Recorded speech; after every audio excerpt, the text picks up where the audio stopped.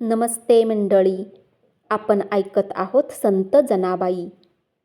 जनाबाईंना वाटले आज संत नामदेवजींच्या घरीची कामे करण्यासाठी उशीर होणार.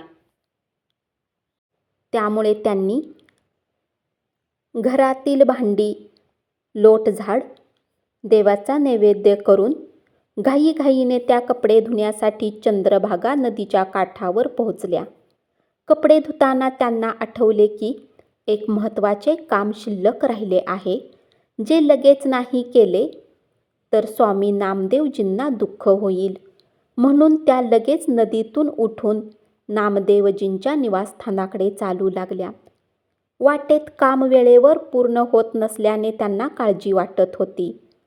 त्यांना वाटेत एक वृद्ध स्त्री भेटली, जी जनाबाईंना पाहून प्रेमाने म्हणाली, काळजी करू नको, तुझ्या घरची कामे आटोपून परत ये, तोपर्यंत मी तुझे कपडे धुवून घेईन.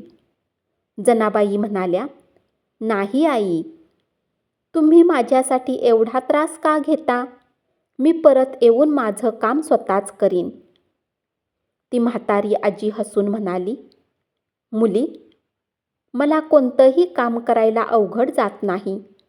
मी नेहमी सगळी कामं करते आणि मला त्यात कोणतीही अडचण येत नाही.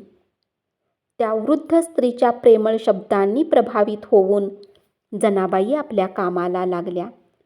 त्यांना हे माहीत नव्हते की ती वृद्ध स्त्री एक सामान्य स्त्री नसून साक्षात देवच आहेत.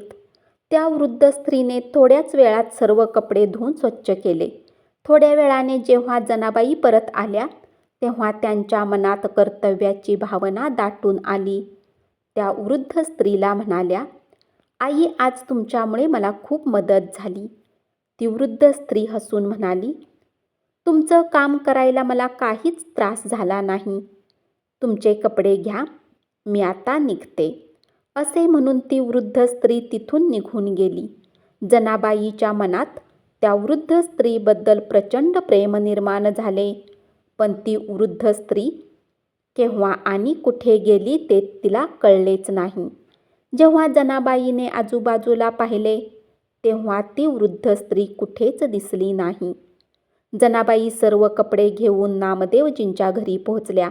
त्यांचे मन खूप अस्वस्थ होते. ती वृद्ध स्त्री कोण होती हाच विचार त्यांच्या मनात वारंवार होता.